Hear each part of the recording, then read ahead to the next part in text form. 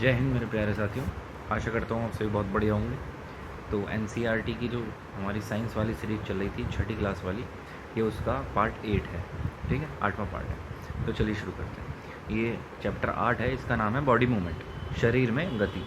जो हमारे शरीर के अंदर जो गति होती है, देखो गति में एक तो ये कोई ऑब्जेक्ट है ए, ठीक है, या कोई ये पर्सन है, ये यहाँ ए है, ये यहाँ से यहाँ तक इसने मूव किया, तो ये तो होगा शरीर के द्वारा गति, यहाँ से आगे तक गया। शरीर के अंदर जो गति होती है, शरीर के अंदर आंतरिक भागों में बाजू, गर्दन, घुटने, कमर, कूल्हा, ये सब चीज़ें का जो मूवमेंट करना है, तो ये उसके बारे में होगा। ठीक है, अब चलिए आगे पढ़ते हैं। ये कह रहा है कि बिल्कुल शांत होकर बैठिए और अपने परिवार में होने वाली गतियों का अनुभव कीजिए। बिल्कुल शांत होकर बैठ जाओ, ठीक है, जैसे एक तरह से मतलब ध्यान लगा के, ध्यान केंद्रित करके, और जो हमारे शरीर में जो गतियाँ हो रही हैं उनका अनुभव कीजिए। आप समय समय पर अपनी पलकें तो झपकाते ही होंगे, बिल्कुल सही बात है। तो जो पलकें, आँखों की पलकें झपकाएंगे तो वो भी तो एक तरह से गति ही है। श्वास लेते समय अपने शरीर में होने वाली गतियों का प्रेक्षण करें। जब हम सांस लेंगे तो हमारे शरीर के अंदर फेफड़े होते हैं, वो फूलेंगे, वो कम होंगे, फूलेंगे, सिकुड़ेंगे, फूलेंगे, सिकुड़ेंगे, इस तरीके से। ठीक है। हमारे शरीर में स्वतः ही अनेक गतियाँ निरंतर होती रहती हैं। बिल्कुल, जब आप अपनी नोटबुक में लिखते हैं तब आप अपने शरीर का कौन सा भाग गति कर तब मतलब आपके शरीर का कौन सा भाग है जो गति करता है। तो यही कह रहा है कि भाई हमारे शरीर के अंदर गतियाँ जो हैं वो कंटिन्यू होती रहती हैं, स्वतः अपने आप ही। ठीक है, कंटिन्यू होती रहती हैं। फॉर एग्जांपल अभी जैसे मैं पढ़ा रहा हूँ, ठीक है, तो मैं अपने शरीर का कौन सा भाग है जिसको गति करवा रहा हूँ, तो अपने हाथों से पढ़ा रहा हूँ, मुँह से बोल रहा हूँ।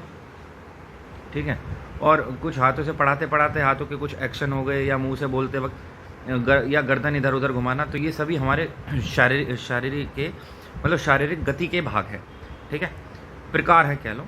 जब आप मुड़कर अपने मित्र को देखते हैं तब शरीर का कौन सा भाग गति करता है, कौन सा करेगा? मुड़कर देख रहे हैं तो गर्दन करेगी, कमर भी मुड़ेगी, ठीक है, हाथ भी इधर उधर जाएंगे। उपयुक्त सभी उदाहरणों में आपके उसी स्थान पर रहते हुए भी आपके शरीर का कोई ना कोई भाग गति करता है। बिल्कुल सही बात है। देखो वहीं हैं, हम कहीं गए नहीं हैं, लेकिन फिर भी हमारे शरीर का कोई ना कोई भाग गति कर रहा है उस वक्त भी। आप एक स्थान से दूसरे स्थान पर जाते हैं, आप उठकर अपने अध्यापक के पास जाते हैं, कक्षा के बाद विद्यालय के मैदान में जाते हैं, अथवा विद्यालय के बाद अपने घर जाते हैं। तो इस स्थिति में आप एक स्थान से दूसरे स्थान तक वास्तव में चलकर जाते हैं। आप चलकर, दौड़कर या कूदकर एक स्थान से दूसरे स्थान पर जाते हैं, ये भी गति है ना। ये भी एक प्रकार की गति है कि चलकर, दौड़कर या कैसे भी करके कूदकर आप एक स्थान से दूसरे स्थान पर पहुंच गए। ठीक, आइए अपने मित्रों, अध्यापकों एवं अभिभावकों से चर्चा करके सारणी 8.1 को भरते हुए देखते हैं। अब इसने यही कहा है कि ये वाली जो सारणी है ये एक मतलब एक तरह से क्रियाकलाप, एक टास्क दे दिया कि इस जो सारणी है उसको भरो। ठीक है, कि गाय है, गाय कैसे चलती है? पैर के माध्यम से। जंतु कैसे चलते हैं? सांप जो है संपूर्ण शरीर से वो रेंग कर चलता है। पक्षी पैरों से भी चले कर उड़ते भी हैं। ठीक है, कीड़े मकोड़े जो होते हैं उनमें बहुत से के पैर भी हों, बहुत से जो है रेंग कर चलें। मछलियाँ तैरती हैं पानी के अंदर। ठीक है, तो ये सब जंतु एक स्थान से दूसरे स्थान पर किस प्रकार गमन करते हैं ये अभी हमने देखा इसके अंदर, इस वाली टेबल के अंदर। अब देखो, चलना हो गया, टहलना, दौड़ना, उड़ना, छलांग मारना, रेंगना एवं तैरना, ये सभी जो है जंतुओं के एक स्थान से दूसरे स्थान तक जाने के कुछ ढंग हैं। बिल्कुल सही बात है। जंतुओं के एक स्थान से दूसरे स्थान तक जाने के तरीके में इतनी अधिक विविधता क्यों है? यहाँ पर भी विविधता आ गया। विविधता मतलब एक जो 6th क्लास की पॉलिटी की बुक है, ठीक है, सामाजिक एवं राजनीतिक जीवन 1, उसका पहला ही चैप्टर विविधता। तो आप देखें, जो मतलब जो जीव जंतु हैं, जैसे हमने इस वाली टेबल में देखा, पक्षी हो गए, मनुष्य हो गए, सांप हो गए, गाय हो गए, कीट हो गए, कीड़े मतलब, और मछली, ये सभी लोग गति करते हैं, एक स्थान से दूसरे स्थान तक गमन करते हैं। लेकिन ये गमन करने का जो तरीका है, जिस माध्यम से गति करते हैं, कुछ चल कर करेंगे, टहल कर करेंगे, रेंग कर करेंगे, भाग कर करेंगे, दौड़ कर, उड़ना, छलांग मारना, ये सब चीज़ें।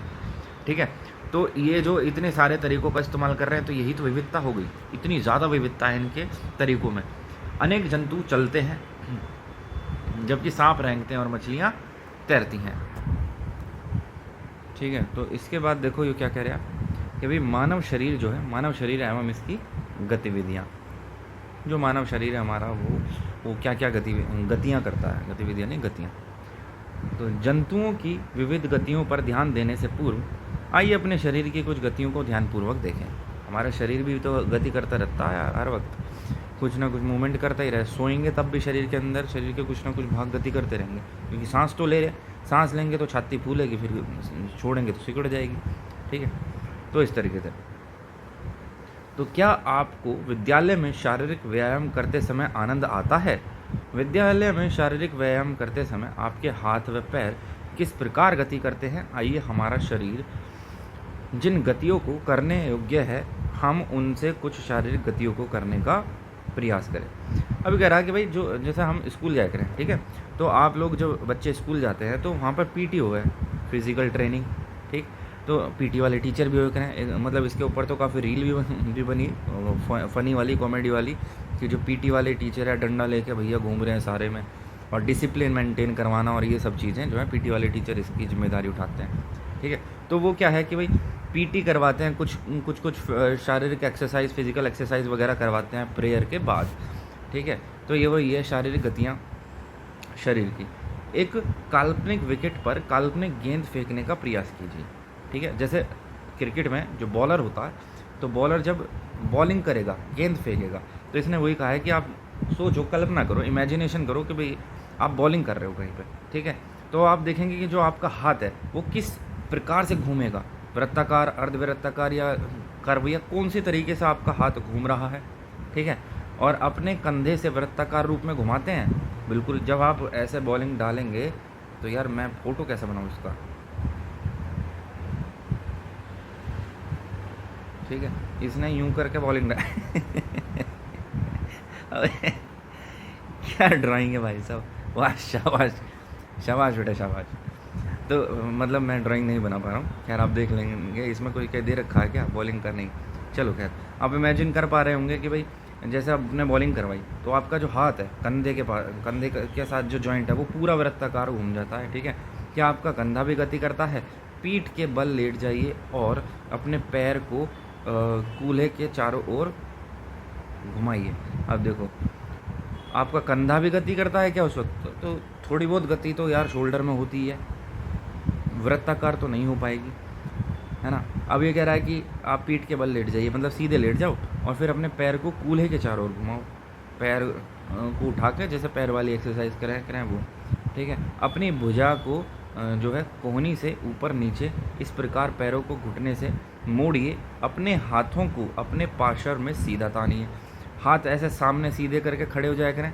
ठीक है, तो जैसे ये वाला शायद मैं बना पाऊँगा, एक ये हाथ है, ये हाथ है, ठीक है, और ये पैर है। ठीक है, दोनों हाथ ऐसा आगे करके खड़े हो जाएंगे।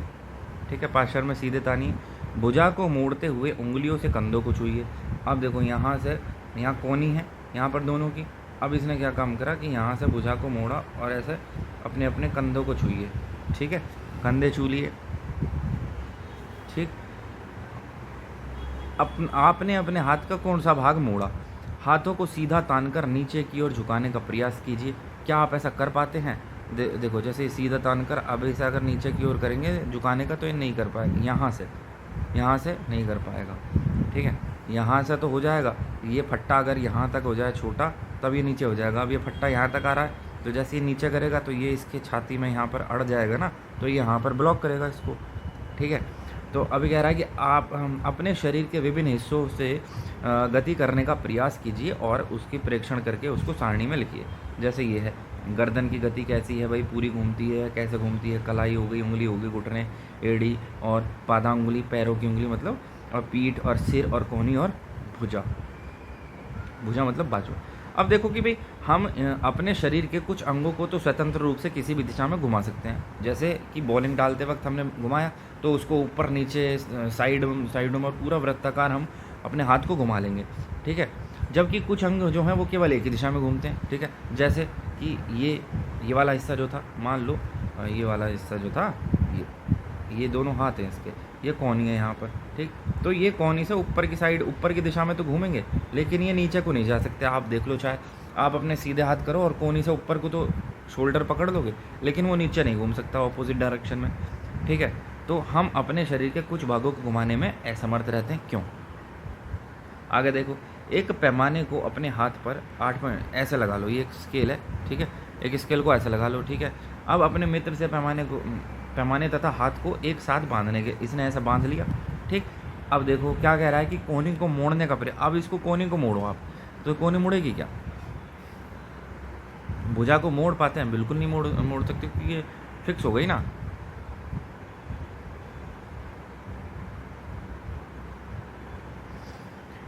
क्या आपने ध्यान दिया, हम शरीर के विभिन्न भागों को उस स्थान पर मोड़ अथवा घुमा पाते हैं जहां दो हिस्से एक दूसरे से जुड़े हों। जैसे ये है, इस वाले फोटो में देखो, यहाँ पर जॉइंट है, ये कोहनी पर जुड़े हुए हैं, ये वाला हिस्सा और ये वाला हिस्सा, तभी तो हम इसे मोड़ पाते हैं। लेकिन अगर हम देखें इस वाले हिस्से और इस वाले हिस्से के बीच में यहाँ कोई जॉइंट नहीं है, तो क्या हम इसको मोड़ पाएंगे? नहीं।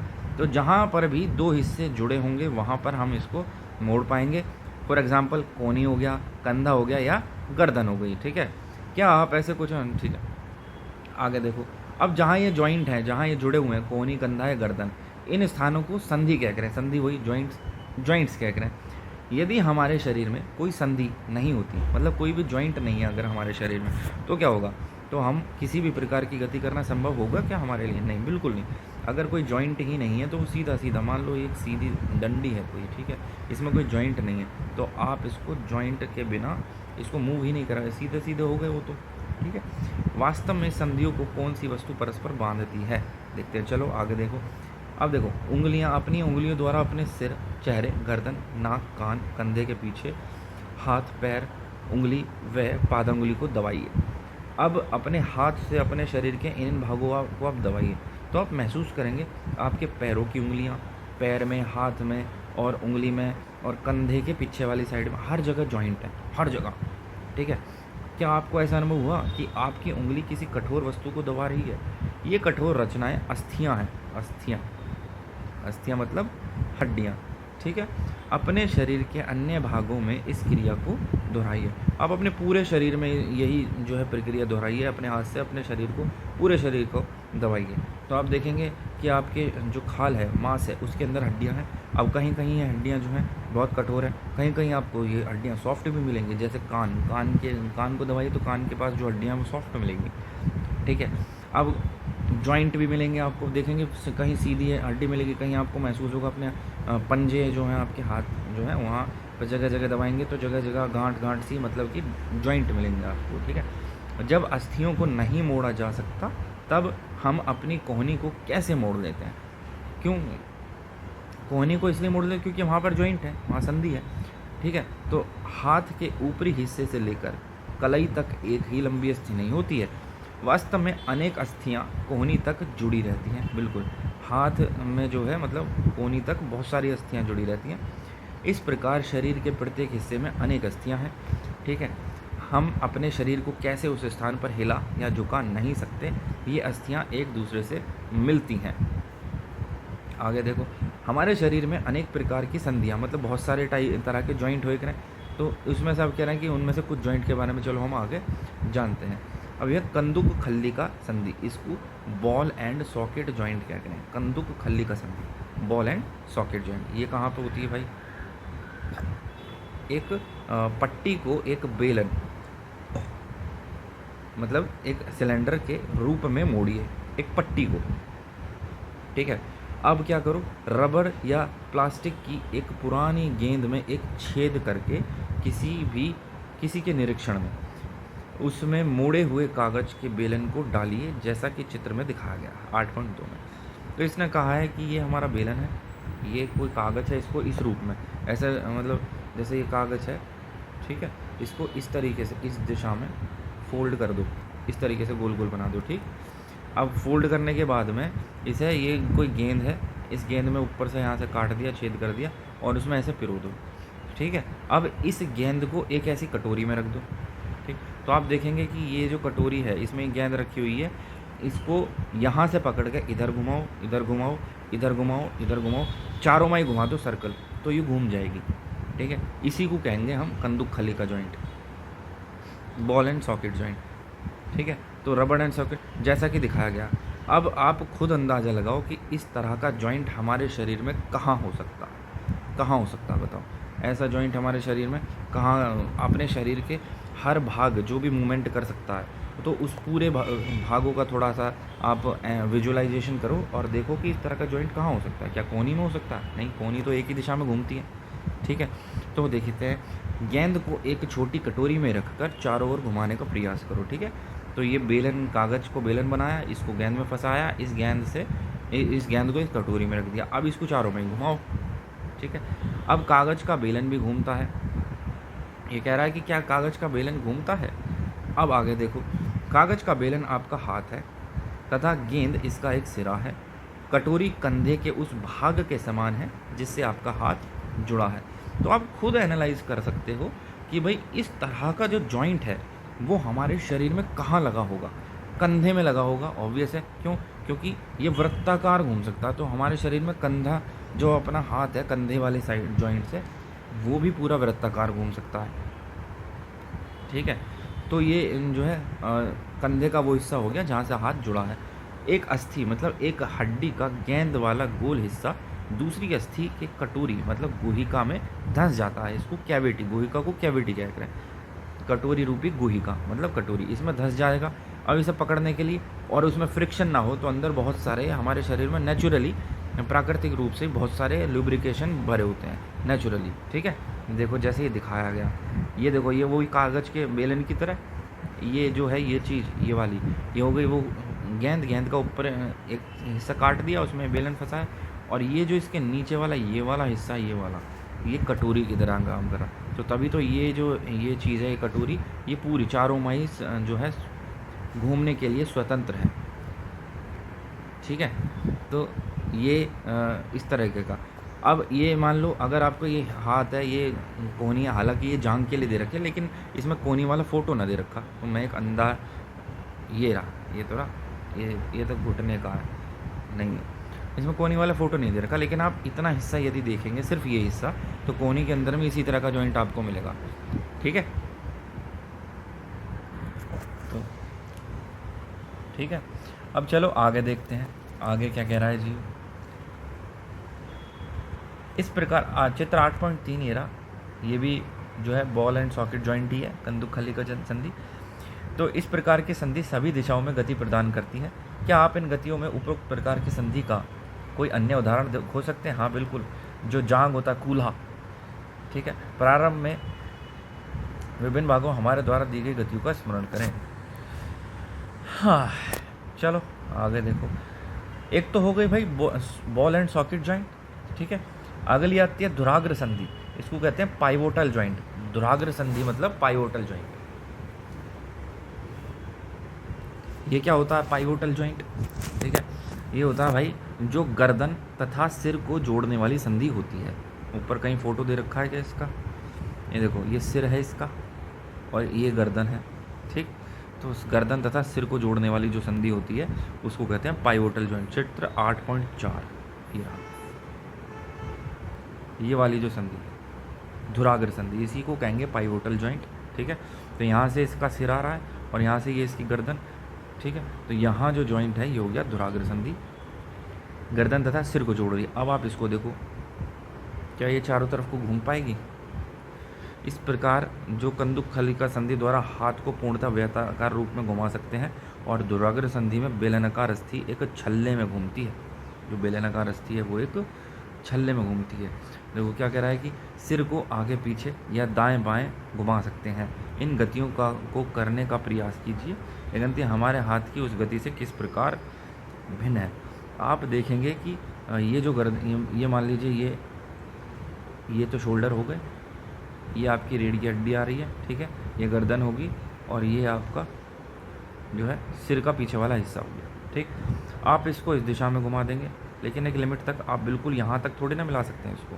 ठीक है, नहीं ना, ऐसे ही आप इसको इस दिशा में घुमा देंगे। आप इसको थोड़ा पीछे कर सकते हैं, आगे कर सकते हैं, लेकिन जिस प्रकार हम अपने जो हाथ था, जो कि हमारे शोल्डर से, ये वाला हाथ जो यहाँ से, मैं कलर बदल के दिखाता हूँ, ये वाला हाथ जो यहाँ से जॉइंट है, ये जो बॉल एंड सॉकेट, यहाँ से हम इसको इस तरीके से पूरा घुमा सकते हैं। क्या हम इसको बिल्कुल फ्लैट करके, बिल्कुल ऐसे पूछे से फ्लैट करके घुमा सकते हैं पूरा? नहीं ना, बिल्कुल नहीं घुमा सकते। कुछ एंगल रहेगा, मतलब कि ये अगर वो जॉइंट है धुराग्र जॉइंट, तो कुछ एंगल रहेगा, यहाँ तक आएगा, यहाँ तक आएगा, यहाँ तक आएगा, यहाँ तक आएगा, यहाँ तक पूरा नहीं आ सकता पीछे, ठीक है। तो इस वजह से ये जो धुराग्र संधि है, ये पाइवोटल जॉइंट, ये बॉल एंड सॉकेट जॉइंट से भिन्न है। तो क्वेश्चन पूछता है कि भाई धुराग्र संधि जो है, पाइवोटल जॉइंट, वो कहाँ पाई जाए, शरीर के किस हिस्से में पाई जाती है। तो बताएंगे सिर और गर्दन का जो जॉइंट होता है, ठीक। उसके बाद आता है हिंज जॉइंट। हिंज जो HINGE, हिंज जॉइंट, ये कहाँ होता है, घर के किसी दरवाजे को बार बार खोलिए और बंद कीजिए।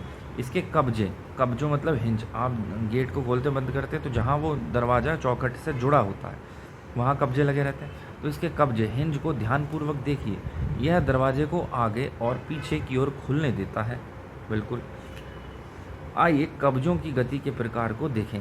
एक मोटे कागज अथवा गत्ते का एक बेलन लें, या इस तरीके से, ठीक है। तो मोटे कागज़ या गत्ते का एक बेलन ले लिया, ठीक है। इस बेलन में इन्हें क्या काम करा कि इस बेलन में बीच में छेद करके यहाँ पर पेंसिल फंसा दी, ठीक है, बीच में छेद करके पेंसिल फंसा दी। अब ये जो टुकड़ा है, उस टुकड़े को लेकर उसको इस प्रकार मोड़िए कि गत्ते का इस प्रकार मोड़िए कि ये आधा बेलन बन जाए, ठीक है। एक और टुकड़ा लीजिए, कागज़ का बेलन लिया, इसको जो है इसमें पेंसिल फंसाई, और एक और टुकड़ा लिया, उसको इस प्रकार मोड़ दिया कि वो इसके नीचे, देखो ये पीला वाला जो दिख रहा है, ये आधा बेलन बन जाए। अब इसको इसमें फंसाया, अब आप देखेंगे कि ये जो है, इस पेंसिल से हम इसको इधर की साइड मोड़ेंगे तो ये जब यहाँ तक पहुँचेगा यहाँ फंस जाएगा, इससे नीचे नहीं जाएगा, क्योंकि नीचे वाला इसी तरीके से सेम उसी दिशा में, तो ये इतना और इतना दिशा मूवमेंट कर पाएगा। तो यही है कि जिस पर दूसरे बेलन को सरलता से घुमाया जा सके। अब देखो आधा जो बेलन है, जो नीचे वाला है, तो आधे बेलन पर रखा पूर्ण बेलन कब्जे की तरह काम करता है। तो ये जो आधा बेलन था नीचे वाला, इसके ऊपर ये पूरा वाला जो बेलन रखा, ये एक कब्जे की तरह काम करता है, ठीक है। तो इसी को हिंज बोलते हैं, ठीक है, हिंज। पेंसिल लगे बेलन को चलाने का प्रयास कीजिए। अब जब आप इसको हाथ से पकड़ेंगे और इधर मूवमेंट कराएंगे तो ये पूरा 360 नहीं घूम पाएगा, ये यहाँ तक जाएगा जहाँ तक ये पेंसिल यहाँ फंस ना जाए, और इसी तरह दूसरी दिशा में, ठीक है। आगे कह रहा है जो इसके यह गति आपके द्वारा बनाए गए कंदुक खलिका गति से संधि से किस प्रकार भिन्न है। अब देखो कंदुक खलिका संधि क्या थी कि उसमें ये जो बेलन है इसके नीचे ना होकर यहाँ पर एक कटोरी लग रही थी, फिर वो एक कटोरी में, तो इस प्रकार ये इस तरीके से पूरा 360 घूम सकता था। लेकिन क्या ये घूम सकता 360? नहीं, ये 360 नहीं घूम सकता। तो कोहनी में इस प्रकार की गति देखी जाती है। इसी तरह कोहनी में देखा जाता है। कोहनी को आप देखो, ये हाथ है, ये शोल्डर है, ये यहाँ से निकला बाजू, फिर ये कोहनी हो गई, ये कोहनी का आगे वाला हिस्सा है। तो आप देखेंगे ये यहाँ से यहाँ तक घूम जाएगा, या यहाँ से यहाँ तक घूम जाएगा, ठीक है, यहाँ तक। लेकिन ये कोहनी यहाँ से नीचे की साइड नहीं घूम पाएगी, ये वही है, हिंज जॉइंट है। तो अब आपने देखा कि हिंज जॉइंट पता चल गया। क्वेश्चन में पूछा है कि भाई हिंज जॉइंट के मनुष्य के शरीर में कहाँ पाया जाता है, तो बताएं कोहनी में पाया जाता है, ठीक है, कोहनी में, या और भी पाया जाता होगा कहाँ। आप अपनी उंगलियों को देखिए, उंगलियाँ भी एक ही दिशा में मूव करेंगे, दूसरी दिशा में मूवमेंट नहीं कर सकती, ठीक है। तो इस तरीके से आप खुद ही एनालाइज कर लेंगे एग्ज़ाम में कि भाई हिंज जॉइंट शरीर में कहाँ कहाँ पाया जाता है। तो अब तक हमने क्या क्या पढ़ा। एक तो थी कंदुक खलिका संधि, मतलब कि इसको बोलते हैं बॉल एंड सॉकेट जॉइंट। कहाँ पाया जाता है बॉल एंड सॉकेट जॉइंट? हमारे जो कूल्हा होता है वहाँ पर, और कंधा और बाजू के जॉइंट पर। दूसरा आता है धुराग्र संधि, मतलब पाइवोटल जॉइंट है। और तीसरा आता है हमारा हिंज जॉइंट, ठीक है। तो तीसरा आ गया हमारा हिंज जॉइंट। पाइवोटल जॉइंट हो गया जहाँ जो हमारा सिर है और जो गर्दन है, इनका जॉइंट है वो पाइवोटल जॉइंट हो गया, धुराग्र संधि। और हिंज जॉइंट हो गया कोहनी पर, ठीक है। आगे देखो ये रही घुटने की हिंज जॉइंट। घुटने पर भी सेम वही है, घुटना भी आप चलते हैं तो देखो एक ही दिशा में घूम सकता है। जो कुछ हमने बनाया था वह एक हिंज से भिन्न है, लेकिन इससे यह पता चलता है कि हिंज एक ही दिशा में गति होने देता है, ठीक है। तो हिंज जॉइंट एक ही दिशा में गति होने। क्वेश्चन पूछने लगे कि निम्नलिखित में से कौन सा ऐसी संधि है जो सिर्फ एक ही दिशा में होती है, जॉइंट एक ही दिशा में मूवमेंट होने देती है, ठीक है। तो आप क्या कहेंगे भाई हिंज जॉइंट है। गर्दन वाली जो ये धुराग्र संधि थी, ये कई दिशाओं में घूम सकती है, लेकिन हाँ 360 जो है पूरा सर्कल नहीं बना सकती, लेकिन एक यूनि डायरेक्शनल नहीं है, मल्टी डायरेक्शनल है, ठीक है। अब कोहनी में हिंज मतलब कब्जा संधि होती है, जिससे केवल आगे और पीछे एक ही दिशा में गति हो सकती है। ठीक है, आगे देखो, एक आती है हमारी अचल संधि, फिक्स्ड जॉइंट। फिक्स्ड जॉइंट ये क्या है भाई? हमारे सिर की अस्थियों के बीच की कुछ संधियाँ उन संधियों से भिन्न है जिनकी चर्चा हमने अब तक करी है। मतलब अब तक हमने जो देखा, जहाँ जॉइंट था वहाँ ये मूवमेंट हो पा रहा था, हिंज जॉइंट हो गया, पाइवोटल जॉइंट हो गया, या बॉल एंड सॉकेट जॉइंट हो गया। लेकिन एक ऐसा जॉइंट भी आता है जो कि फिक्स जॉइंट कहलाता है। उसमें जॉइंट में जो मूवमेंट नहीं होता, गति नहीं कर सकते वो भाग जहाँ पर वो जॉइंट होगा। जैसे हमारा सिर, तो सिर की जो हड्डियाँ होंगी वहाँ पर वो सारी एक ही हड्डी नहीं है, वो अलग अलग हड्डियाँ, मतलब जॉइंट होता है उसमें। ठीक है, अब वो जॉइंट जो है जिनकी चर्चा हमने पहले करी वो उनसे थोड़ा भिन्न है। तो ये जो अस्थियां हैं इन संधियों पर हिल नहीं सकती। ये जो जॉइंट है स्थिर जॉइंट फिक्स जॉइंट जो था, जो है अचल संधि, तो फिक्स जॉइंट पर जो अस्थियां होती हैं, जो हड्डियां जुड़ी होती हैं, वो मूवमेंट नहीं कर सकती। ठीक, जब आप अपना मुंह खोलते हैं तो आप अपने निचले जबड़े को सिर से दूर ले जाते हैं। ठीक है, अब अपने ऊपरी जबड़े को हिलाने का प्रयास कीजिए। क्या आप इसे गति दे पाते हैं? ऊपरी जबड़े एवं कपाल के मध्य आपकी जो है अचल संधि है। इसमें इसका फोटो नहीं दे रखा है क्या? 8.7 ये तो मानव कंकाल का है, इसमें फ़ोटो नहीं है, वरना आपको दिखाते। चलो खैर, आप समझ पा रहे होंगे, आप अपने चेहरा खुद देख सकते हैं। ठीक है, और आप अपने चेहरे को थोड़ा सा एनालाइज करें। आप बोलिए, कुछ बोल लें, तो बोलते वक्त आप देखेंगे कि जो आपका नीचे वाला जबड़ा है वो जब मुंह खोलते हैं, जब आप ना मुंह खोलो, जब मुंह खोलेंगे तो क्या होगा कि जो नीचे वाला जबड़ा है आपका, ये वाला, अब मैं ड्राइंग बना भी तो नहीं सकता रुको कोशिश करता हूँ। एक ये नीचे वाला जबड़ा हो गया है ना, और ये ऊपर वाला जबड़ा हो गया, और ये हो गया हमारा, ये नाक हो गई, ये आँख हो गई, और ये सर हो गया, ये कान हो गए, है ना। और हो नहीं बनना यार, मुझसे नहीं बनना। ठीक है, मतलब मेरी ड्राइंग अच्छी नहीं है।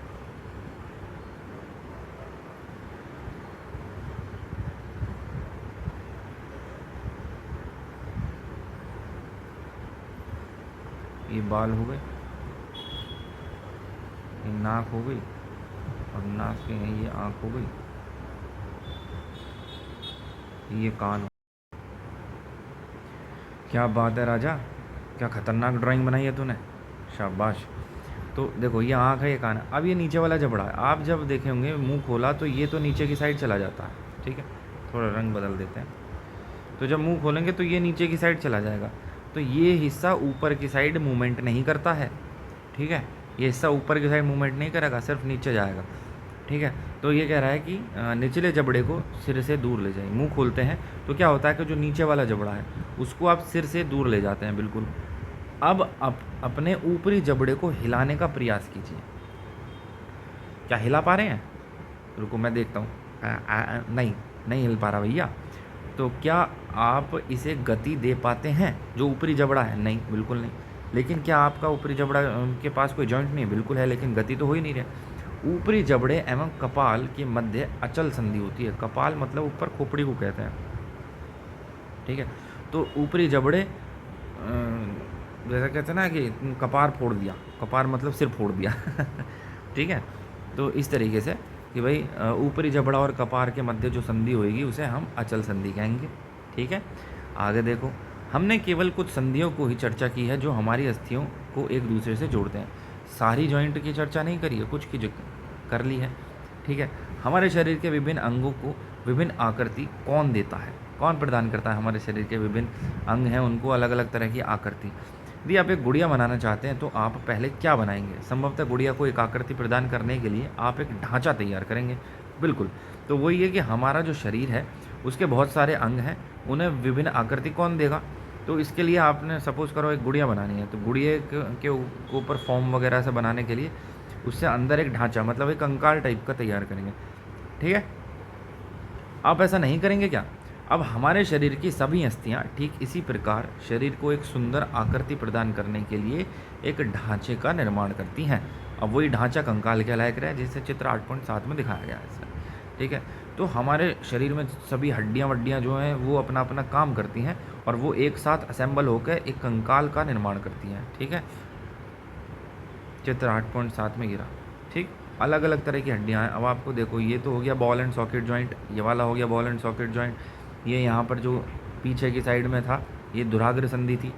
ठीक है, और ये कोहनी में हो गया, ये घुटनों में हो गया, ये हो गया हिंज जॉइंट। ठीक, एक ही दिशा में। ठीक है, अब आगे देखो, हम कैसे जानते हैं कि ये मानव कंकाल की आकृति है? हम शरीर की विभिन्न अस्थियों की आकृति के विषय में किस प्रकार जान पाते हैं? शरीर के कुछ अंगों में मौजूद अस्थियों और उनकी संख्या तथा आकृति के बारे में हमें तब पता चलता है जब हम उसका अनुभव करते हैं। बिल्कुल सही बात है कि कोई भी चीज़ है, ये आकृति है।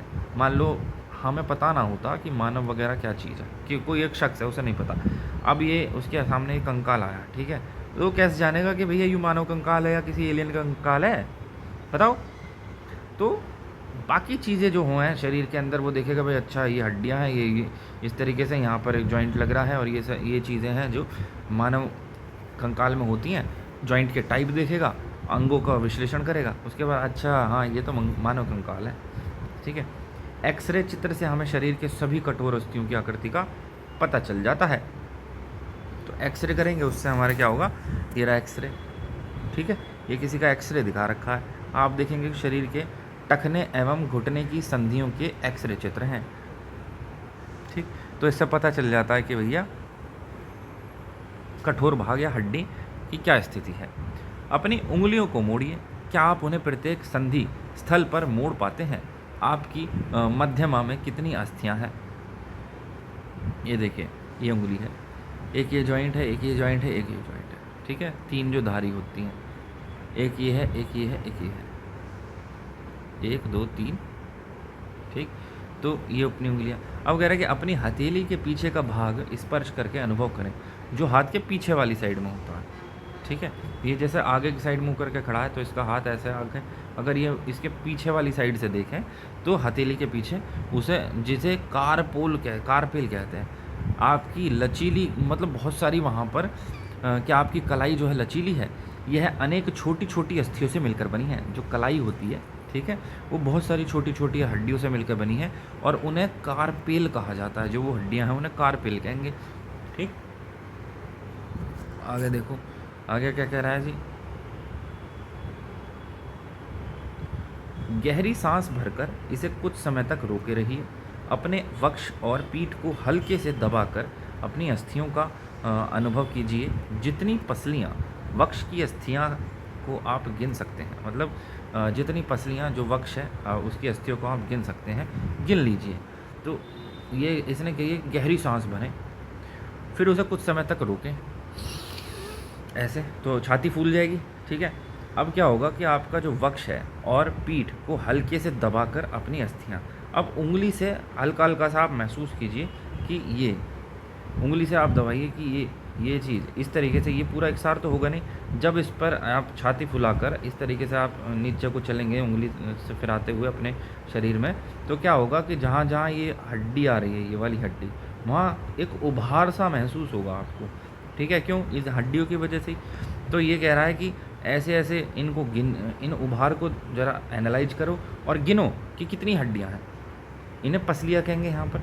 तो जितनी पसलियाँ, वक्ष की अस्थियों को पसलियाँ कहेंगे, आप गिन सकते हैं, उन्हें गिन लो। ठीक है, 8.10 के ये रही। ठीक, जितनी आप गिन सकते हैं उन सबको गिन लो। ठीक है, और वक्ष की अस्थियों की तुलना अपने उपयुक्त अनुभव से कीजिए। हम देखते हैं कि पसलियाँ विशेष रूप से मुड़ी हुई हैं। देखो, ये सारी की सारी विशेष रूप से मुड़ी हुई हैं, एक पिंजरे की तरह बना हुआ है पूरा। ठीक, ये वक्ष की अस्थि एवं मेरुदंड से जुड़कर एक बक्से की संरचना करती हैं। ठीक है, यहाँ देखो इससे जुड़ रही हैं और पीछे ये रीढ़ की हड्डी से जुड़ रही हैं, तो एक पूरा एक बक्सा टाइप का, एक पिंजरा टाइप का बन रहा है।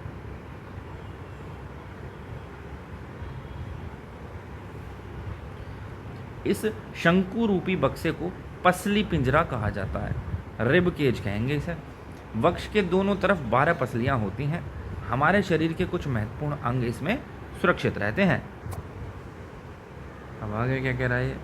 आगे कह रहा है कि अपने कुछ मित्रों को बिना घुटने मोड़े झुककर अपने पाँव की उंगलियों को छूने को कहिए। क्या यह चिकनी, समतल अथवा अखंड है? पाँव की उंगलियां छूनी है, ठीक है, बिना घुटने मोड़े। तो उसके लिए पूछ रहा है कि भाई जो पाँव की उंगलियां हैं वो चिकनी, समतल या अखंड हैं। अपनी उंगलियों को अपने मित्र की गर्दन से प्रारंभ करके उसकी पीठ पर नीचे की ओर लाइए। आपके द्वारा अनुभव की गई संरचना मेरुदंड, मेरुदंड मतलब बैकबोन, ये जो रीढ़ की हड्डी होती है ये वाली, ठीक है, रीढ़ की हड्डी है जो गर्दन से और अपने जो है पीठ पर नीचे की तरफ लाते हैं जब, ठीक है। अब यह अनेक छोटी छोटी अस्थियों से बना होता है। ये जो आपकी मेरुदंड है, आप देखेंगे इसमें ये बहुत सारी ऐसी छोटी छोटी हड्डियां हैं, इन सब से मिलकर बना है, ठीक है। अब इन छोटी हड्डियों को कशेरुका कहते हैं। कशेरुका, कशेरुका मतलब वर्टेब्रा, वर्टेब्रा।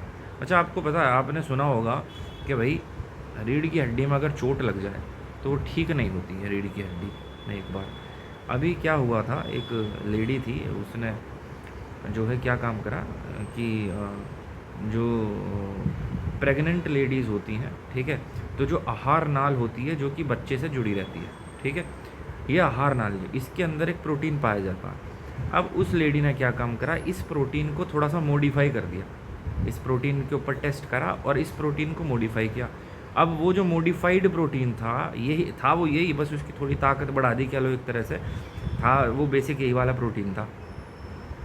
वो जो प्रोटीन था, जो मॉडिफाइड प्रोटीन था, उस वाले प्रोटीन को इंजेक्शन के द्वारा उसने चूहों पे, पहले तो चूहों के ऊपर टेस्ट करा, चूहों के ऊपर टेस्ट करा, और वो चूहे पैरालाइज हो चुके थे, उन पैरालाइज चूहे जो थे, किसी की हड्डी टूट रही, किसी का कुछ, तो वो चूहे ठीक हो गए। फिर उसके बाद में 7 लोगों पर टेस्ट करने के लिए परमिशन मिल गई उसको, 7 इंसानों पर, जो इंसान कोई पैरालाइज है, किसी का टांग खराब है, किसी का हाथ खराब, कुछ ना कुछ उनमें खराबी थी, तो फिर उनको उसने वही इंजेक्शन वगैरह लगाए। तो उन 7 में से लगभग 5-6 लोग ठीक हो गए। पूरी तरह ठीक नहीं हुए, लेकिन पहले क्या था कि बिल्कुल ही सेंसेशन नहीं था, लेकिन इसके 1-2 डोज के बाद में वहाँ कुछ सेंसेशन आया, कुछ प्रभाव, इफ़ेक्ट पड़ा। अब पता नहीं क्या उसको नोबल प्राइज़ वगैरह या कुछ ऐसा मिलेगा, देखते हैं क्या होता है। ये ऐसे ही मतलब देख रहे थे न्यूज़ में, तो उसमें ये रीढ़ की हड्डी के बाद इसलिए आई क्योंकि रीढ़ की हड्डी में भी समस्या थी, वो ठीक हो गई। वो जो इंजेक्शन था वो रीढ़ की हड्डी में ही लगाया जाता है, और रीढ़ की हड्डी से ही वो अलग अलग जगह पहुंचता है, ठीक है, वो इंजेक्शन। तो आगे देखते हैं, जिसे कशूरी को कहते हैं, कशेरु को कहते हैं, ये जो छोटी छोटी हड्डियाँ इन्हें वर्टेब्रा बोलेंगे। अब ये जो मेरुदंड है, बैकबोन, ये 33 कशेरुकाओं से बना होता है। इसके अंदर ये जो टोटल छोटी छोटी हड्डियाँ हैं वर्टेब्रा, इनकी संख्या 33 है। पसली पिंजरा भी वक्ष क्षेत्र की इन अस्थियों से जुड़ा होता। अब आप देखो, ये जो था पसली पिंजरा, ये इन्हीं अस्थियों से तो जुड़ रहा है, इन्हीं वर्टेब्रा से, ठीक है, पीछे की साइड। यदि मेरुदंड केवल एक ही अस्थि का बना, अब सोचो कि ये जो पूरी हमारी रीढ़ की हड्डी, अगर एक ही सिंगल हड्डी होती तो क्या इंसान मूवमेंट कर पाता, आगे की तरफ झुक पाता, नीचे की ओर झुक सकता? तो ऐसा तो नहीं हो पाता ना मेरुदंड। वह अपने हाथ से दीवार पर धक्का, कहाँ गया इसके आगे का, लगाने का प्रयास करे। क्या आपको लगता है उसके कंधों के समीप 2 उभरी हुई अस्थियां दिखाई देती हैं? इन्हें कंधे की अस्थियां बोलते हैं। जैसे आप दीवार पे धक्का लगाएं तो दीवार पीछे की साइड प्रेशर लगाएगी, क्योंकि आप दीवार को तो हिला तो पाएंगे ना, ठीक है। तो जो होगा, यह 2 कंधे के समीप 2 उभरी हुई अस्थियां दिखाई देती हैं, ठीक है। आगे देखो, उन्हें जो उभरी हुई अस्थियां हैं उन्हें कंधे की अस्थियां बोलेंगे। आगे क्या कह रहा है, चित्र 8.12 में कंधे की अस्थियां दिखाई गई हैं, ठीक है। ये वाली, ये रीढ़ की हड्डी हो गई, ये वाली कंधे की अस्थियां हो गई जो दिखाई गई हैं उभरी हुई, ठीक। आगे देखो, ध्यानपूर्वक देखिए, यह ऐसी श्रेणी अस्थियां हैं, पेल्विक बोन्स, 8.13 श्रेणी अस्थियां पेल्विक बोन्स में।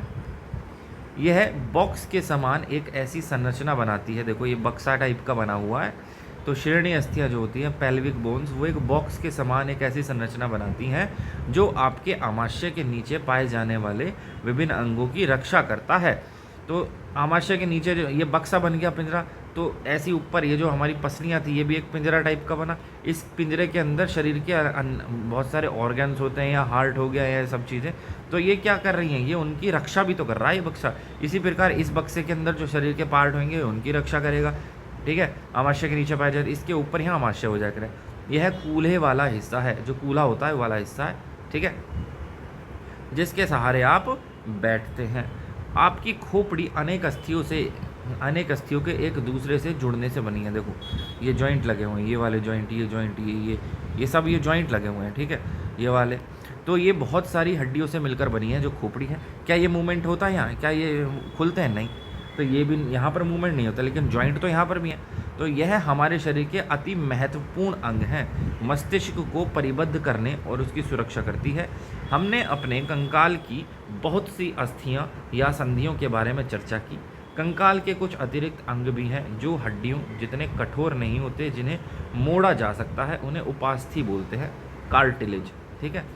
अब देखो क्या हुआ, ये जो खोपड़ी बनी है इसके अंदर दिमाग होता है, और ये खोपड़ी, ये जॉइंट लगे हुए हैं, ये पूरी संरचना इसके अंदर जो दिमाग है उसकी रक्षा के लिए है, उसके प्रोटेक्शन देने के लिए है।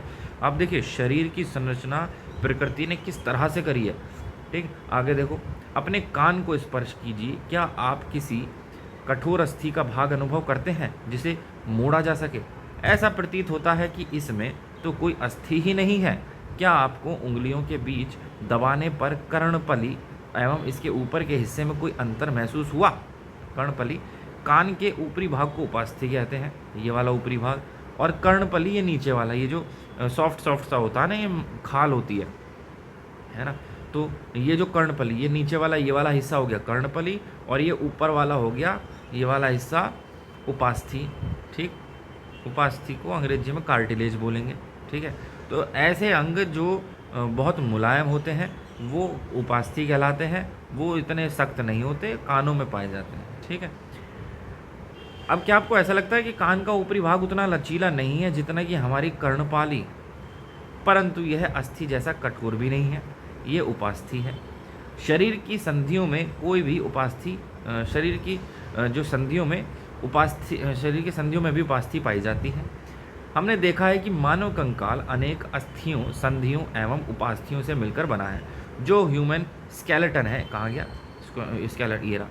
इस ह्यूमन स्केलेटन के अंदर बहुत सारी हड्डियां हैं, बहुत सारे जॉइंट्स हैं, बहुत सारे जॉइंट्स फिक्स जॉइंट भी हैं, ठीक है, और इस तरह की ये हड्डियां भी हैं। देखो यहाँ पर भी ये जॉइंट होगा, ये यहाँ पर जो जॉइंट होंगे ये भी फिक्स जॉइंट होंगे, ये मूवेबल जॉइंट होंगे।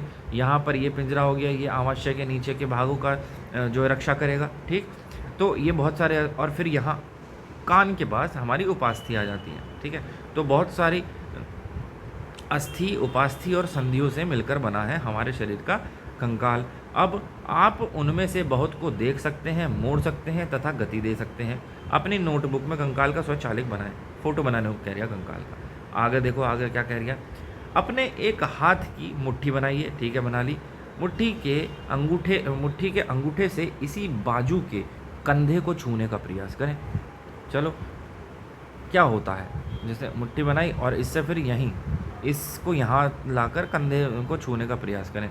अस्थि को गति प्रदान करने में दो पेशियाँ संयुक्त रूप से कार्य करती हैं। जहाँ अस्थि गति करेगी ना, वहाँ पर दो पेशियाँ संयुक्त रूप से काम करेंगी, एक फैलेगी तो एक सिकुड़ जाएगी, इस तरीके से। क्या आप अपनी ऊपरी भुजा में कुछ परिवर्तन अनुभव करते हैं? ऊपरी भुजा मतलब यहाँ ऊपर वाली साइड में आप देखो, बोलते हैं डोले शोले बन गए, जब बॉडी बनाते हैं डोले शोले दिखाते हैं, तो ये इस तरीके से मोड़ कर ही तो दिखाते हैं, ठीक है। तो कुछ परिवर्तन अनुभव करते हैं। दूसरे हाथ से इसे छू कर देखिए, क्या आपको कोई उभरा हुआ भाग दिखाई देता है? बिल्कुल दिखाई देता है। जो उभरा भाग है उसे पेशी कहेंगे, मसल कहते हैं। संकुचित, लंबाई में कमी होने के कारण पेशियां उभर आती हैं। लंबाई में कमी हो गई तो वो ऊपर की साइड उठ जाएंगी। अब आप अपने हाथ को पुनः सामान्य स्थिति में लाइए। पेशियों को क्या होता है, क्या ये अब भी संकुचित अवस्था में है? नहीं। जब ये नीचे आएगा ना हाथ इस तरीके से, तो देखो यहाँ पर उभार आया था, लेकिन यहाँ ये उभार खत्म हो गया, ये सामान्य अवस्था में आ गई यहाँ पर, ठीक है, सामान्य हो गई, तो पुनः सामान्य स्थिति में आ जाता है, ठीक है। क्या अब भी यह संकुचित अवस्था में? नहीं। चलते अथवा भागते समय आप अपने पैरों की मांसपेशियों में भी इसी प्रकार का संकुचन देख सकते हैं। जब आप चलेंगे भागेंगे तो इस प्रकार का संकुचन जो है पैरों की मांसपेशियों में भी होगा। संकुचन की अवस्था में जो पेशी है छोटी, कठोर एवं मोटी हो जाती है। यह अस्थि को खींचती है। जब संकुचन होता है, जब सिकुड़ता है, तो देखो लंबाई कम हो गई। पहले यहाँ लंबाई थी, अब लंबाई कम हुई तो ये छोटी हो गई। तो छोटी हुई तो ये यहाँ से तो छोटी हुई इधर की साइड, लेकिन ये अपना फैलाव कहीं ना कहीं तो करेगी, तो ये ऊपर की साइड फैल गई। ऊपर की साइड फैली तो इसका घनत्व बढ़ गया, जिससे ये कठोर हो गई। ठीक है, तो कठोर हो जाती हैं। यह अस्थि को खींचती हैं। किसी अस्थि को गति प्रदान करने के लिए दो पेशियों को संयुक्त रूप से कार्य करना पड़ता है। कोई भी हमारी अस्थि मतलब कोई भी हड्डी है, उसको हमें गति प्रदान करनी है। गति प्रदान हम क्या करेंगे, खैर वो तो प्रकृति, जो भी जिसने भी ये सॉफ्टवेयर बनाया है, भगवान, और भगवान जी ने अपने आप ही कर रखी है गति प्रदान। ठीक है, तो प्रकृति ने जैसे भी बनाया है, तो गति प्रदान करने के लिए संयुक्त रूप से कार्य करती हैं दो पेशियाँ। कौन कौन सी? जब दो पेशियों में से कोई एक सिकुड़ती है तो अस्थि उसी दिशा में खिंच जाती है। युगल की दूसरी पेशी शिथिल मतलब रिलैक्स हो जाती है, लंबाई में बढ़कर पतली हो जाती है। देखो ये सिकुड़ी तो ये उभर गई मतलब, और जब ये यहाँ रिलैक्स हुई तो ये फैल गई, लंबी हो गई। ठीक है, तो इस तरीके से शिथिल हो जाती है, लंबाई में बढ़कर पतली, रिलैक्स हो जाएगी, अवस्था में आ जाती है।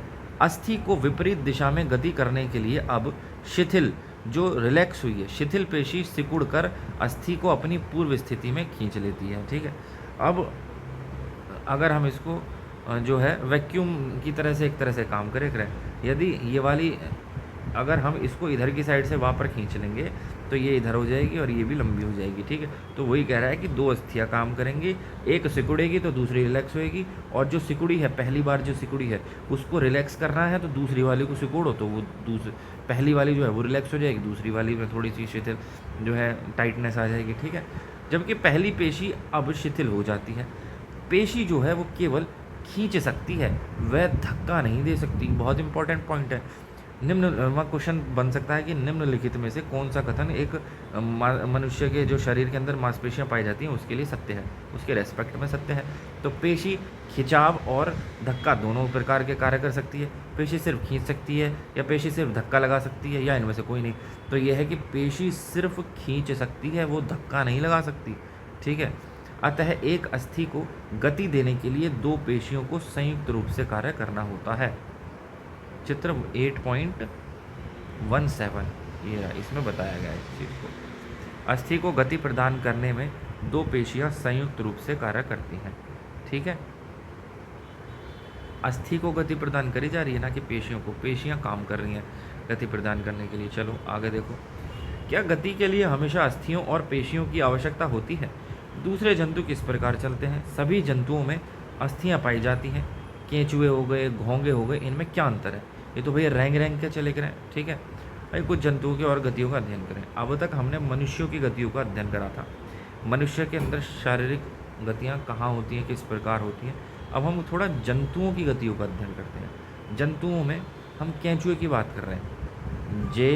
गेट ऑफ एनिमल, इसको अंग्रेजी में जंतुओं की चाल मतलब गेट, GAIT, जेट बोलेंगे या गेट बोलेंगे, जाइट ऑफ एनिमल। ठीक है, चलो केंचुआ को अर्थवॉर्म क्या करें अंग्रेजी में। ठीक है, चलो बगीचे में चलते हुए एक केंचुए का निरीक्षण करें। पकड़ कर इसको पकड़ें और एक शाही सोख फिल्टर पेपर पर रखिए। ठीक है, इसकी गति का प्रेक्षण कीजिए।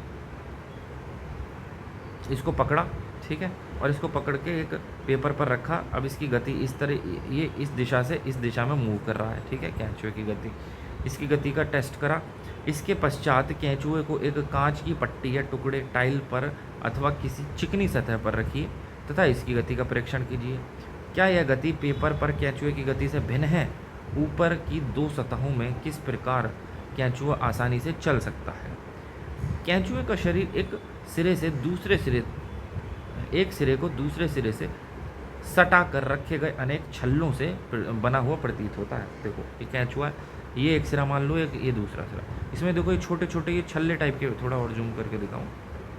देखो ये छोटे छोटे छल्ले टाइप के बने हुए हैं, ये छल्ले।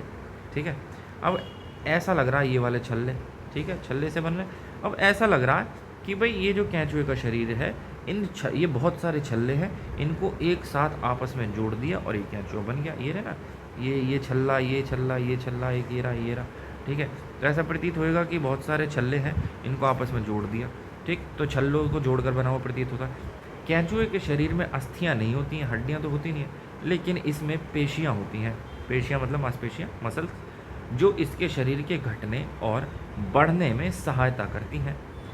चलने के दौरान केंचुआ अपने शरीर के पश्च मतलब पीछे वाला भाग को भूमि में जकड़े रखता है और आगे वाले भाग को फैलाता है। इसके बाद वह अग्रभाग से भूमि को पकड़ता है तथा पश्च भाग को स्वतंत्र कर देता है। इसके पश्चात यह शरीर को संकुचित करता है तथा पश्च भाग को आगे की ओर खींचता है। इससे वह कुछ दूरी तक आगे बढ़ पाता है। ठीक है, आपने चलना मतलब ये यही कह रहा है, जो केंचुआ आपने चलते हुए देखा होगा, तो ये आपने पश्च भाग और अगला भाग, ये मतलब ये पीछे वाला भाग, ये आगे वाला भाग, अगर ये इस दिशा में चल रहा है तो उस केस में बात कर रहा हूँ मैं। ठीक है, तो आपने केंचुए को चलते हुए देखा होगा, वो कैसे चलता है, इसने उसी चीज़ को जो है थोड़ा डिटेल में एलोबरेट कर रखा है, एलोबरेट करके बता रहा है। तो भाई ऐसे ऐसे चलता है, पीछे वाला भाग पकड़ेगा, जैसे इसे जकड़ेगा, इसको आगे को सरकाएगा, फिर इसे जकड़े फिर अगले स्टेप में इसको जकड़ लेगा, इसको आगे सरका देगा। तो इस तरीके से चलेगा, यही बता रहा है। ठीक है, इसके शरीर में चिकने पदार्थ होते हैं जो इसे चलने में सहायता करते हैं। तो इसके शरीर में चिकने पदार्थ भी पाए जाएंगे। अब यह अपने शरीर के हिस्से को जमीन से किस प्रकार टिकाता है। इसके शरीर में छोटे छोटे अनेक शूक बाल जैसी आकृति होती है। ये शूक पेशियों से जुड़े होते हैं। ये शूक मिट्टी में उसकी पकड़ को मजबूत बनाते हैं। आप देखेंगे इसके अंदर, इसके शरीर में छोटे छोटे बाल जैसी आकृति होगी। जब इस ध्यान से माइक्रोस्कोप से देखेंगे तो छोटे छोटे बाल जैसी आकृति होगी इसके शरीर में। ठीक है, इधर की साइड भी, इधर की साइड भी। अब ये ये क्या काम करते हैं, ये एक तरह से कांटे की तरह काम करेंगे। जब ये चलेगा, मान लो ये कोई केंचुआ है, ठीक है, इसे इधर की साइड जाना, आगे की साइड, तो ये क्या काम करेगा, अपने आगे वाला ये वाला हिस्सा, तो मान लो ए है, ये वाला हिस्सा बी है, तो ये ए वाला हिस्से को तो फिक्स कर देगा, जो कांटे हैं वो ज़मीन को पकड़ लेंगे। ठीक है, और ये हो गया बी वाला हिस्सा। ठीक है, तो इस तरीके से ये उठ गया। तो इसने बी वाले हिस्से को आगे की तरफ रगड़ दिया, लेकिन ए वाले हिस्से को रोके रखा उन कांटों की मदद से। ठीक है, फिर इसने क्या काम करा, बी वाले हिस्से को फिक्स कर दिया। अगले स्टेप में बी वाला हिस्सा फिक्स हो जाएगा और ए वाले हिस्से को आगे बढ़ा देगा। तो देखा जाए तो इसकी स्थिति बदल रही है ना, ये चल रहा है ना, तो वो किसकी मदद से ये फिक्स करता है अपने हिस्सों को, वो उन्हीं की बात कर रहा है, शूक। तो उन्हें शूक मिट्टी में उसकी पकड़ को मजबूत बनाते हैं। केंचुआ जो है वास्तव में अपने रास्ते में आने वाली मिट्टी को खाता है और उसके शरीर अनपचे पदार्थ को बाहर निकाल देता है। ठीक है, आगे से खाएगा, पीछे से निकालेगा, और उसी द्वारा जो पीछे से निकाला मिट्टी बन गई, वो उपजाऊ मिट्टी हो गई।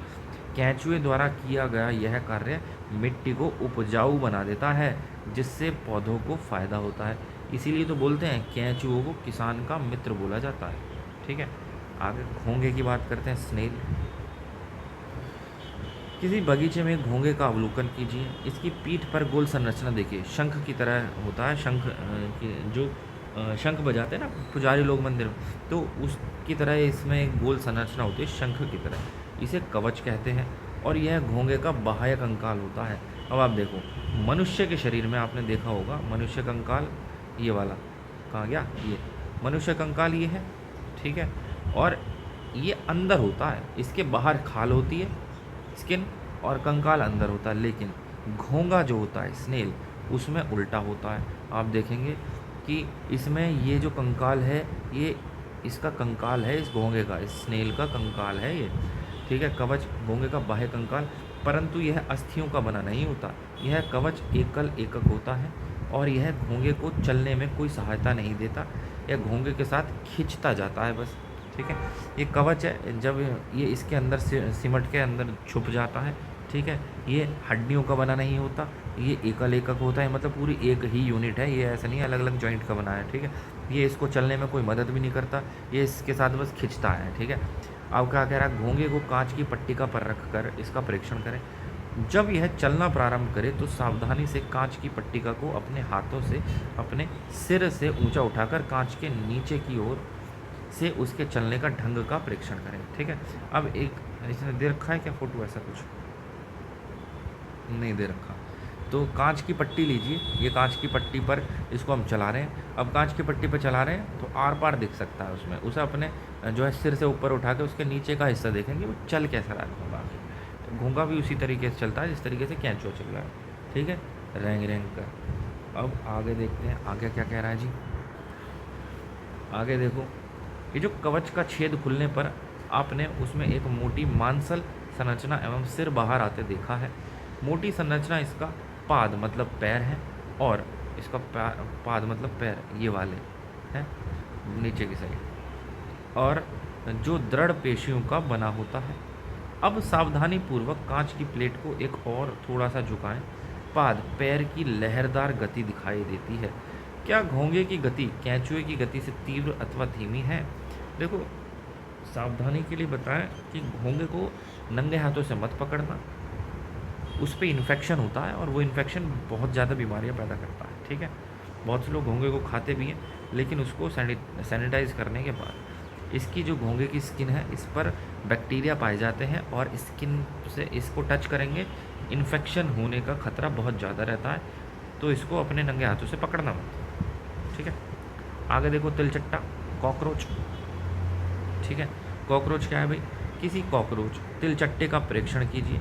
तिलचट्टा जमीन पर चलता है, ठीक है, दीवार पर भी चढ़ जाता है, वायु में उड़ता भी है। इसमें 3 जोड़ी पैर होते हैं, 3 जोड़ी मतलब 6 पैर होते हैं जो चलने में सहायता करते हैं। इसका शरीर कठोर बाह्य कंकाल द्वारा ढका रहता है। देखो, इस पे भी कंकाल बाहर की साइड होएगा, और इसका जो शरीर है बाह्य कंकाल द्वारा ढका रहता है, कठोर बाह्य कंकाल, ठीक। कॉकरोच को बोला जाता है कि इन पर जो है न्यूक्लियर अटैक का भी असर नहीं होएगा, इनकी जो है संरचना है, इनका बॉडी ऐसी है। तो इसमें 3 जोड़ी पैर होंगे, बाह्य कंकाल द्वारा ढका रहता है। यह बाह्य कंकाल विभिन्न एककों की परस्पर संधियों द्वारा बना रहता है, जिसके कारण गति संभव हो पाती है। अब इसका जो बाह्य कंकाल है इसमें जॉइंट होते हैं, ये एकल एकक नहीं है, एक सिंगल यूनिट नहीं है, इसमें बहुत सारी यूनिट होंगी जो आपस में जुड़ी रहेंगी, जॉइंट होएगा, ठीक है, और उसी की वजह से इसकी गति संभव हो पाती है। वक्ष से 2 जोड़े पंख भी जुड़े रहते हैं, वक्ष से, ठीक है। अगले पैर संकरे और पिछले पैर चौड़े एवं बहुत पतले होते हैं। देखो, अगले पैर संकरे हैं इसके, पिछले पैर चौड़े हैं, चौड़े खुले हुए हैं, और जो है बहुत ज़्यादा पतले हो जाते हैं, ठीक। तिलचट्टे में विशिष्ट पेशियाँ होती हैं। जो हमारा ये कॉकरोच है इसके अंदर बहुत सारी पेशियाँ, मतलब स्पेशल तरह की जो है पेशियाँ, मसल्स पाई जाती हैं स्पेशल तरह की, ठीक है। जो पैर की पेशियाँ हैं उन्हें चलने में सहायता करती हैं। वक्ष की पेशियाँ तिलचट्टे के उड़ते समय उसके पैरों को गति प्रदान करती हैं। पैर से तो चलेगा, जाहिर सी बात है, तो पैर की पेशियाँ चलने में सहायता करेंगी, और वक्ष पे क्योंकि पंख लगे हैं तो वो उड़ने में जो है उड़ने में सहायता करेंगी। जब वह उड़ेगा तो उसके पैरों को गति प्रदान करें, ठीक है। आगे देखो, पक्षी, सारे कॉकरोच उड़े करें। हाँ, पक्षी की बात करें तो पक्षी क्या होते हैं भाई? पक्षी का तो सभी को पता ही है पक्षी क्या होते हैं। पक्षी हवा में उड़ते हैं तथा भूमि पर भी चलते हैं। बत्तख तथा हंस जैसे कुछ पक्षी जल में भी तैरते हैं। पक्षी इसलिए उड़ पाते हैं क्योंकि उनके शरीर उड़ने के लिए अनुकूलित होता है, ठीक है। उनकी अस्थियों में वायु प्रकोष्ठ होते हैं जिनके कारण उनकी अस्थियां हल्की परंतु मजबूत होती हैं। पश्चपाद मतलब कि इसके जो पैर हैं, पैर की अस्थियां चलने एवं बैठने के लिए अनुकूलित होती हैं। और अग्रपाद जो होते हैं मतलब आगे हाथ जो हो गए उसके एक तरह से अग्रपाद, हालांकि होते पैर ही अग्रपाद की अस्थियां रूपांतरित होकर पक्षी के पंख बनाती हैं। कंधे की अस्थियां मजबूत होती हैं। देखो, ये चलने और बैठने के लिए, और ये रूपांतरित होकर इसने पंख बना दिए, ये बन गया ना पंख, ठीक है। वक्ष की अस्थियां उड़ने वाली पेशियों को जकड़े रखती हैं। उड़ने वाली जो पेशियां हैं वो, अब देखो इसका ये वाला हिस्सा देखो आगे वाला कितना मोटा है, कितना हैवी और मजबूत भी होगा, ये वाला भी और ये वाला हिस्सा भी, ठीक है। तो वक्ष की अस्थियां जो हैं वो उड़ने वाली पेशियों को जकड़े रखने के लिए विशेष रूप से रूपांतरित होती हैं। अब वक्ष की अस्थियों को जो है उड़ने वाली अस्थियाँ हैं उन्हें जकड़ के रखना है तो वो स्पेशली डिजाइन होंगी, तथा पंखों को ऊपर नीचे करने में सहायता भी वही करेंगी, ठीक है। जैसा कि हमने पहले देखा कि अस्थियाँ होती हैं उनको मूवमेंट कराने के लिए पेशियाँ जिम्मेदार हैं। पेशियों का एक जोड़ा, एक उसको सिकोड़ता है तो दूसरा उसको फैलाता है, ठीक है। मछली की बात करें तो कागज़ की नाव बनाकर पानी में इस प्रकार रखिए कि उसका नुकीला भाग आगे की ओर और इसे धीरे से धक्का दीजिए। यह जल पर आगे की ओर तेजी से जाती है। ठीक, अब नाव को दोनों सिरों से पकड़कर इस प्रकार धक्का दीजिए कि वह चौड़ी ओर से जल में जाए। कैसा हो सकता है, मतलब ऐसे करने के बजाय उस दिशा में भगाओ इसे, जैसे ये कह रहा है। ठीक है, तो क्या वो जाएगी उधर की साइड? नहीं जाएगी, वह चौड़ी ओर से। नाव की आकृति काफ़ी सीमा तक मछली जैसी होती है। देखो ये रही मछली। अच्छा, आपने एक चीज़ नोटिस करी हो, जो मछलियाँ, नोटिस क्या करी हो कि देखने तो कभी नहीं गए, लेकिन पढ़ा होगा कहीं पर कि जो गहरे समंदर में गहरे पानी की मछलियाँ होती हैं वो पतली होती हैं, उनका आकार कुछ इस तरीके का होता है, पतली होंगी और नुकीली, उनका नीचे ऊपर नुकीलापन होगा। क्यों? क्योंकि वो जो है इसका जो दाब है उसको झेल सकें, उसको काट सकें।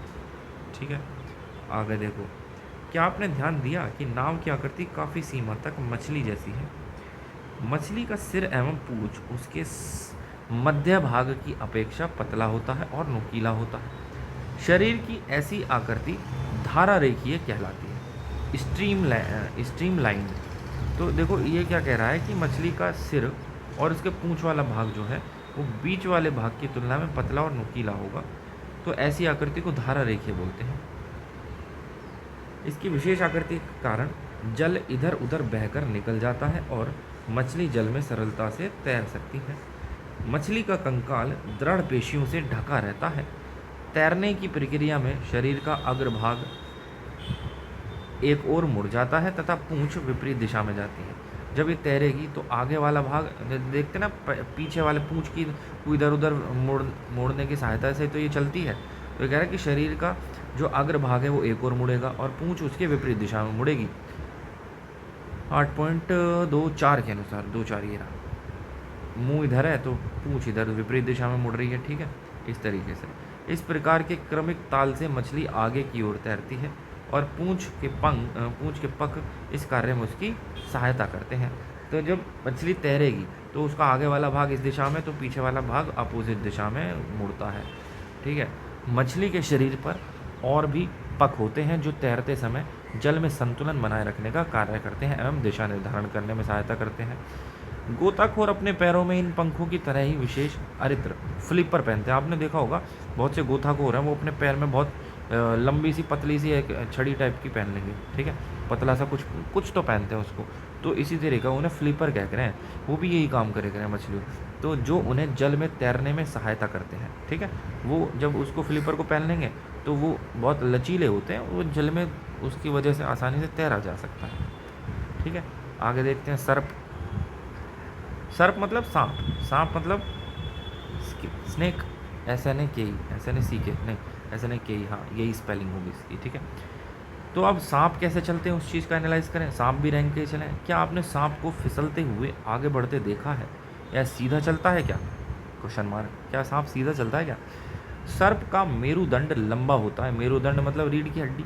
शरीर की पेशियां क्षीण एवं असंख्य होती हैं। शरीर में बहुत सारी, असंख्य मतलब बहुत सारी, संख्या नहीं गिनी नहीं जा सकती, बहुत सारी पेशियां होती हैं। वे परस्पर जुड़ी होती हैं, चाहे वे दूर ही क्यों न हों। पेशियां मेरुदंड, पसलियों एवं त्वचा को भी एक दूसरे से जोड़ती हैं। चाहे दूर ही क्यों ना हो, लेकिन पेशियां जो है मेरुदंड, पसलियों एवं त्वचा को एक दूसरे जोड़ेंगी। सर्प का शरीर अनेक वलय में मुड़ा होता है। जो सांप है इसका शरीर है, इसमें बहुत सारे रिंग होंगे, रिंग में मुड़ा होगा। ठीक, इसी प्रकार सर्प का प्रत्येक वलय मतलब प्रत्येक रिंग उसे आगे की ओर धकेलता है। मान लो यहाँ पर एक रिंग है, यहाँ एक रिंग है, यहाँ एक रिंग है, इसने इसको धकेला, इसने इसको धकेला, ये इसको धकेलेगा, ऐसे ही करके ये आगे तक जो है प्रोसेस चलता रहेगा। इसका शरीर अनेक वलय बनाता है। वलय मतलब रिंग। इसका शरीर बहुत सारे रिंग बनाएगा और प्रत्येक रिंग आगे वाले को धक्का देता है। इस कारण सर्प बहुत तेजी से आगे की ओर चलता है, परंतु सरल रेखा में नहीं चलता है। सीधी रेखा या सरल रेखा में नहीं चलता। सांप बहुत तेज भागता है लेकिन वो सरल रेखा में नहीं चल सकता। हमने विभिन्न जंतुओं को गति प्रदान करने वाली अस्थियों एवं पेशियों के विषय में जानकारी प्राप्त की। पहेली एवं बूझों के पिटारे में विभिन्न जंतुओं की गति से संबंधित अनेक प्रश्न हैं। तो यहाँ तक हो गया, अब हमारा चैप्टर खत्म है। इसके बाद में तो ये बता रहा है कि इस चैप्टर में इन्होंने क्या क्या करा। पहेलियाँ बूझो, एक तरह से इन्होंने 2 कैरेक्टर लिए थे बच्चों के, वो सोच रहे थे कि यार ये चीज़ें कैसे होती होंगी, लोग बाग गति कैसे करते होंगे, शरीर की गति कैसे होती होगी, या ऊपर इसने दे रखा है क्या, ये बूझो। पौधों की गति को लेकर आश्चर्यचकित है। वह जानता है कि पौधे एक स्थान से दूसरे स्थान तक गति नहीं करते, परंतु क्या वे किसी दूसरे प्रकार की गति प्रदर्शित करते हैं। तो ये वही है कि पौधों के अंदर भी गति होती है, लेकिन वो गति ऊपर की साइड होगी, उनकी जो है आकार बढ़ेगा, एक स्थान से दूसरे स्थान तक गति वो नहीं कर पाएंगे। तो इसमें ये वही बता रहा है कि इस पाठ में हमने क्या किया, और जो भी हमने बातें की उससे संबंधित बहुत सारे प्रश्न हैं। ठीक है, उन जंतुओं की विशेष गति किस प्रकार सहायक करती है, ये सब चीज़ें इसमें पढ़ी। बहुत से जंतु संपादी होते हैं, क्यों? हमारे पैरों के मुड़ने का ढंग हमारे हाथों की तुलना में अलग है, क्यों? तो इस तरह के क्वेश्चन जो है उन बच्चों के दिमाग में आए। इससे अधिक प्रश्न संभवतः अपने क्रियाकलापों द्वारा हमने कुछ प्रश्नों के उत्तर प्राप्त करने का प्रयास किया। ठीक है, हाँ, तो चलिए इसके बाद में क्या है, ये बेहतर जीवन के लिए योग। तो ये वही कहना है कि योग आप कीजिए, योग मतलब एक्सरसाइज। उससे क्या है, योग प्राचीन भारतीय परंपरा का एक अमूल्य उपहार है। संयुक्त राष्ट्र द्वारा 21 जून को अंतर्राष्ट्रीय योग दिवस के रूप में घोषित किया गया है। संयुक्त राष्ट्र 21 जून को। योग व्यक्ति को स्वस्थ रखता है, मेरुदंड को सीधा रखने में मदद करता है, जिससे आप सीधे बैठते हैं, झुककर नहीं। और ये मतलब वही चीज़ बता रहा है कि योग की क्या क्या खासियत है। तो ये ब्रीफ है कि इस पूरे चैप्टर में हमने क्या क्या पढ़ा, तो थोड़ा सा ब्रीफ देख लेते हैं। अस्थि एवं उपास्थि। उपास्थि आपने देखा हो, छोटे से मतलब मुलायम अस्थियाँ होती हैं जैसे कान में पाई जाती हैं, और अस्थि मजबूत वाली होती हैं। मानव कंकाल बनाते हैं, अस्थि और उपास्थि मिलकर मानव कंकाल बनाते हैं। यह शरीर का पिंजरा बनाता है और इसे एक आकृति भी देता है। कंकाल चलने में सहायता करता है और आंतरिक अंगों की सुरक्षा भी करता है। ठीक है, मानव कंकाल खोपड़ी, मेरुदंड मतलब रीढ़ की हड्डी, पसलियों, पक्ष की अस्थि, कंधे एवं श्रोणी मेखला का तथा हाथ एवं पांव की अस्थियों से बनता है। पेशियों के जोड़े के एकांतर क्रम में सिकुड़ने और फैलने से अस्थियां गति करती हैं। ऊपर बताया कि जो गतियां होंगी अस्थियों की, वो पेशियों का, उनमें एक जो मांसपेशियां मसल्स हैं उनका एक कपल मतलब एक कॉम्बिनेशन होगा, एक सिकुड़ेगी तो दूसरी फैलेगी। ठीक है, उस तरीके से इनकी गतियाँ होती हैं। अस्थियों की संधियाँ अनेक प्रकार की गति होती हैं। अस्थियों की जो मतलब संधियाँ होती हैं वो बहुत सारे प्रकार की होती हैं। यह उस संधि की प्रकृति एवं गति की दिशा पर निर्भर करता है। कौन कौन सी देखी थी आपने? बॉल एंड सॉकेट जॉइंट देखा था, ठीक है, और पाइवोटेड जॉइंट देखा था, और हमने देखा था हिंज जॉइंट देखा था हमने, हिंज जॉइंट। ठीक है, और इसके अलावा हमने एक जॉइंट देखा था, कौन सा? Fix joint. ठीक है, तो ये तीनों गति करते थे, ये नहीं करता, नाम ही फिक्स है इसका। पक्षियों की दृढ़ पेशियाँ तथा हल्की अस्थियाँ मिलकर उन्हें उड़ने में सहायता देती हैं। ये पंखों को फड़फड़ाकर उड़ जाते हैं। मछली शरीर के दोनों ओर एकांतर क्रम में वलय बनाकर जल में तैरती हैं। मछली के बारे में देखा। सांप अपने शरीर के दोनों ओर एकांतर क्रम में वलय बनाते हुए भूमि पर वलाकार गति करता हुआ आगे की ओर फिसलता है, रेंगता है। बहुत सारी अस्थियां और उसमें जुड़ी पेशियां शरीर को आगे की ओर धक्का देती हैं। ठीक है, वलाकार संरचना होती है, वलय एक दूसरे को आगे की ओर धकेलते रहते हैं। तिलचट्टे के बारे में हमने देखा, कॉकरोच, तो उसका जो शरीर है और उसका पैर वो कठोर आवरण से ढका होता है जो बाह्य कंकाल बनाता है। वक्ष की पेशियां 3 जोड़ी पैरों एवं 2 जोड़ी पंखों से जुड़ी होती हैं। जो वक्ष की पेशियां हैं उसमें 3 जोड़ी पैर होंगे और 2 जोड़ी पंख होंगे। 3 जोड़ी मतलब 6 पैर होंगे और 2 जोड़ी पंख मतलब 4 पंख होंगे, जो तिलचट्टे को चलने एवं मुड़ने में सहायता करते हैं। ठीक है, कैंचुए के बारे में हमने देखा, जो अर्थवॉर्म, गति उनकी जो होती है वो शरीर की पेशियों के बारी बारी से विस्तरण एवं संकुचन से होती है। शरीर की अधस्थ पर शूक केंचुए को भूमि पर पकड़ बनाने के लिए सहायता करते हैं। शूक बताया था, कांटे जैसे छोटे छोटे कांटे जिनकी तरह वो भूमि से पकड़ बनाएंगे। घोंगा जो होता है वो पेशीय पाद की सहायता से चलता है। पेशीय पाद मतलब उसमें मसल्स होंगी, उनका पाद मतलब पैरों की मसल्स की सहायता से चलता है। तो ये चैप्टर होता है ख़त्म। तो आज के लिए इतना ही, इससे आगे का अगली वीडियो में बताते हैं। जय हिंद, धन्यवाद।